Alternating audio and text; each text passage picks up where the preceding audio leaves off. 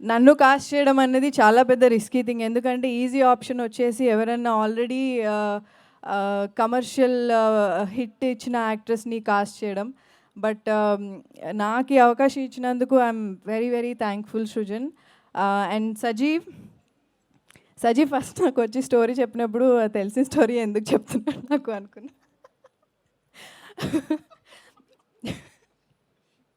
But కానీ Sajeev is a very very dedicated director.